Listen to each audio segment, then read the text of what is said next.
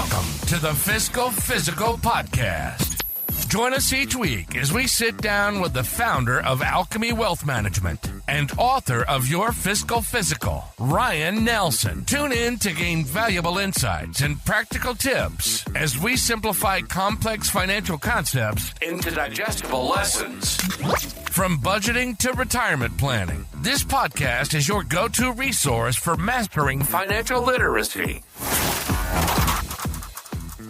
Welcome, everybody, to this week's episode of the Fiscal Physical Podcast. My name is Aaron Hoisington. I am joined by Ryan Nelson, as always, my good pal and founder of Alchemy Wealth Management, published author. I would be remiss if I didn't throw that out there, too. And Ryan, how are you today? How are things? I'm doing well. How are you doing? Pretty good, man. Are you got any plans to write a second book? By the way, I'm just curious. Yeah, no, okay. No, I have no desire. Okay, yeah, no, just checking, just questioning, just seeing. But if you guys do want to check out Ryan's first and sounds like his only book that he might be doing there, the Fiscal Physical 7 Keys to Becoming Financially Fit, you can find that on Amazon. Definitely go check it out. But today, Ryan, we got a topic here that I put it down and I was like, because I had actually gone over to my neighbor's house and he's worked at Sherwin-Williams Paint for like 29 years now. Awesome. So he started way back when. I don't even know what that math is, but started way back when there. And I was talking to him and I was like, oh, how's it going? He's like, oh, I got to hit my 30 years, then I get my pension. Mm-hmm. And I was like, oh yeah, pension. I was like, I don't really know how that works. Like, I think, like, growing up, I heard that term thrown. I grew up in the 90s, like, early 2000s. I heard the term pension thrown out a lot more then than I do now. And, you know, at 34 years old, I was like, I really don't know what a pension plan is or kind of like how that works. So I was like, I immediately at that time, I was like, hey, let me stop you here. And I sent my wife a text and it was like pension plans. So like I do that sometimes if I like think of something, I'll just like send her a text and then we'll look at it later. Yeah. But I sent her pension plans and I was like, oh, good one for the podcast here. So I'm hoping you can kind of break it down, Ryan, what they are, what they aren't, like the history of them and any kind of good stuff there. Yeah. So I think we might have touched on this at some point, the difference between a defined contribution plan and a defined benefits plan. And so I think that's a good place to start for this conversation. So a 401k, which is what most people I think have in this day and age, is what we call a defined benefit plan. So what ends up happening is you determine, basically the government tells you how much money you're allowed to put into this plan, and then you determine how much of your paycheck you want to put in. So how you're defining how much you're contributing, and then what is your 401k going to be worth in 50 years? You have no idea. Yeah.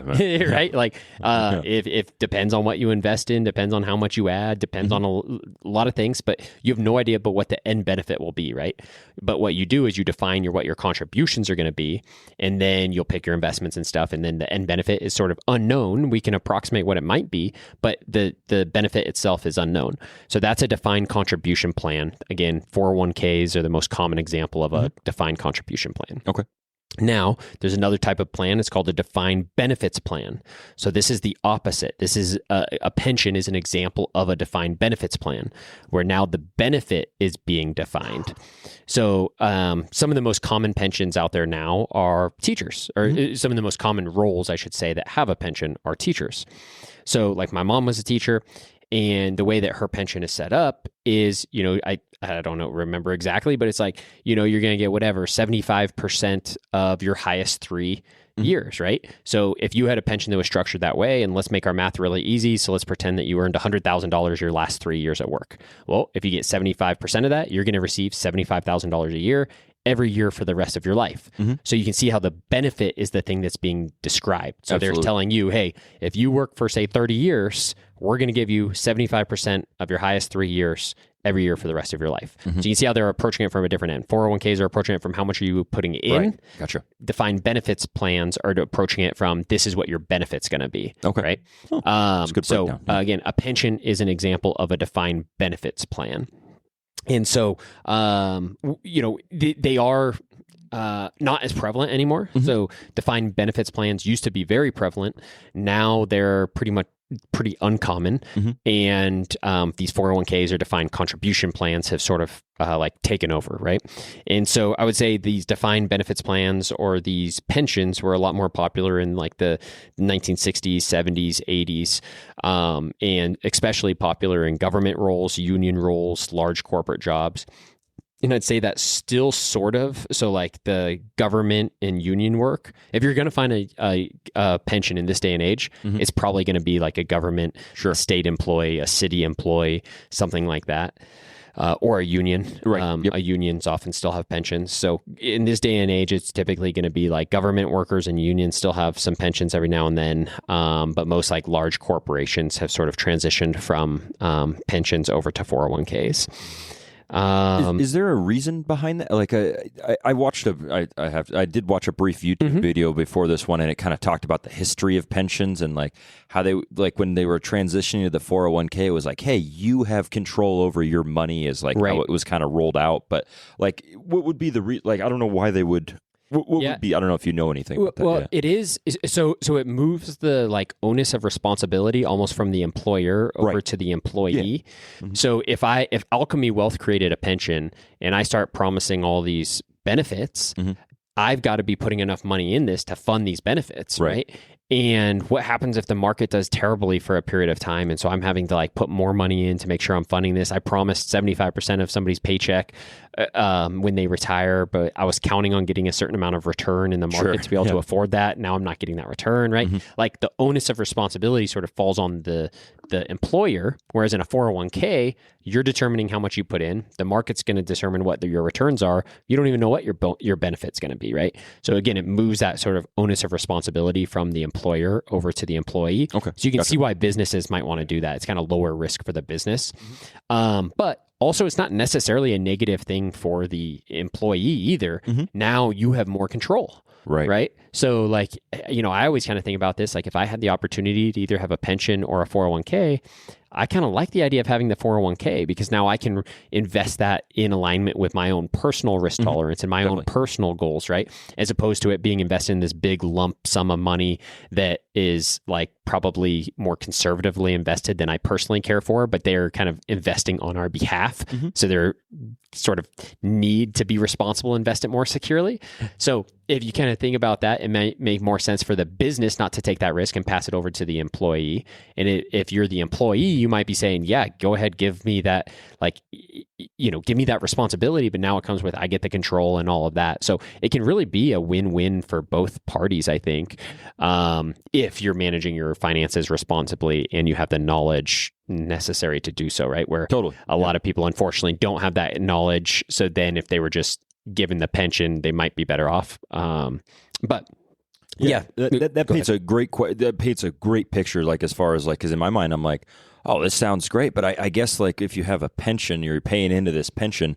What happens if you like leave that company, I suppose? And like, I don't know exactly how that works or anything like that. But like, so it depends on the pension. Each pension is going to be structured a little bit differently. So that, like any good question, the answer is like, it depends, right? Naturally.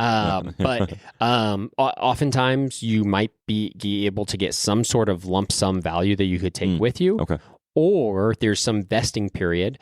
So a lot of times if you're at a pension, oftentimes it's like a 5-year vesting period. So if you're working at a company that has a pension for 2 years and you leave, you get nothing. Right. If you leave after 5 years, right, they can define the benefit different ways. So they say if you put 5 years in, this will be your benefit. 6 years, this will be your benefit. 10 years, this will be your benefit. 30 years, this will be your benefit.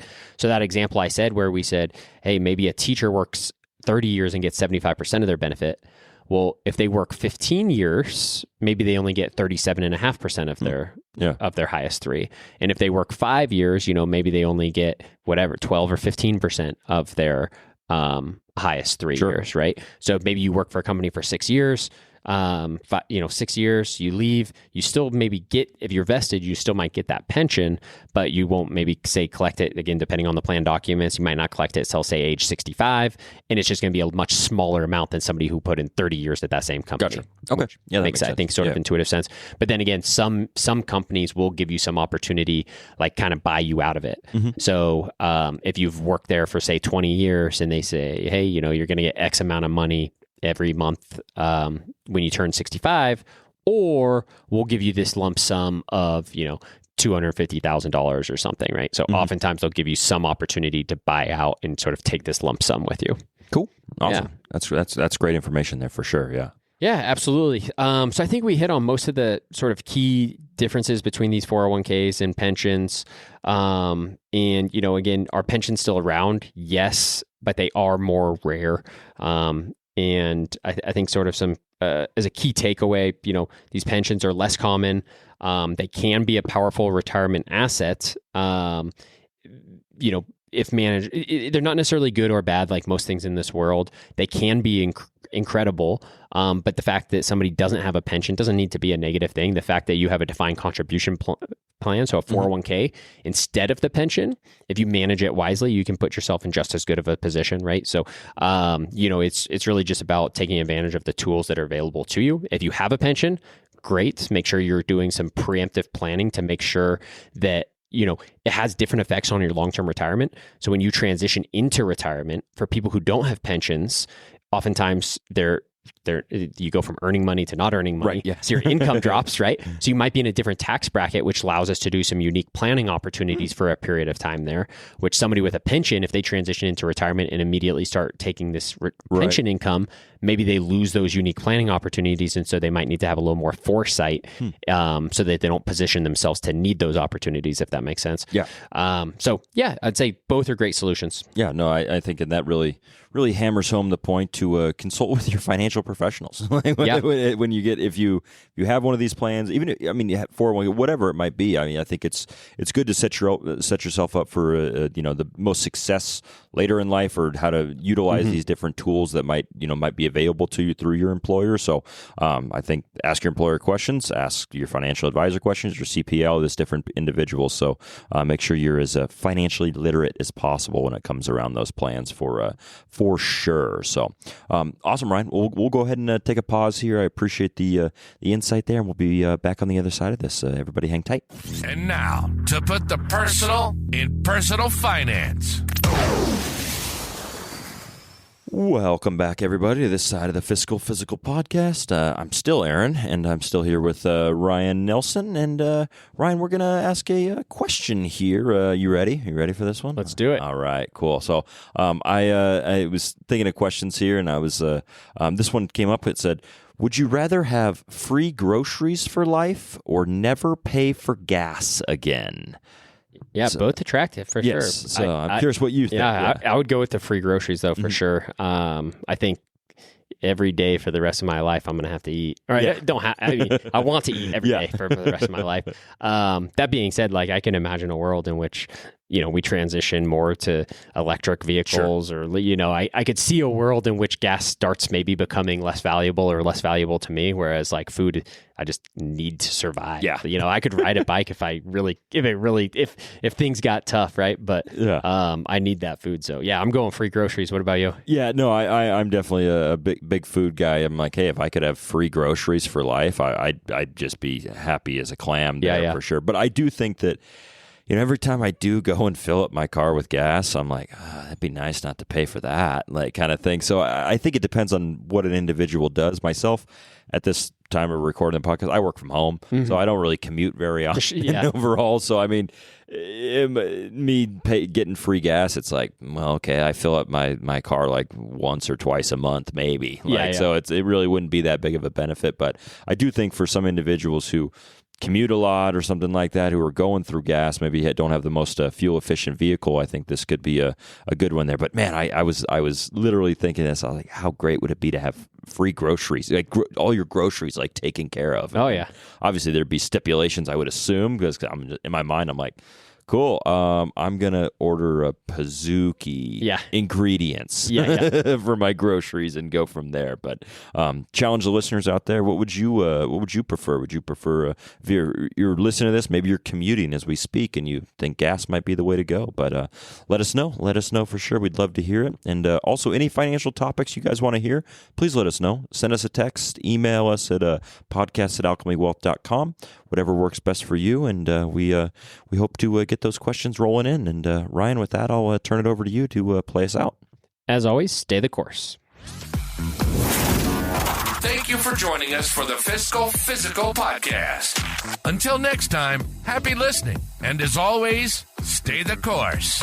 If you have a question or topic suggestions, please email us at podcast@alchemywealth.com. If you enjoyed today's discussion, subscribe to the podcast to ensure you never miss an episode, and consider leaving us a rating and review on your favorite platform. This helps other listeners like you find the show. For more resources, you can visit Alchemy Wealth Management's website at www.alchemywealth.com or find your Fiscal Physical, the book, on Amazon. We'd be remiss if we didn't mention that personal finance is just that, personal. Please don't take anything we say as advice. The preceding content is for informational and entertainment purposes only. It's not an offer or a solicitation, nor should it be construed or relied upon for tax, legal, or investment advice. It doesn't consider your personal financial situation or objectives and may not be suitable for you.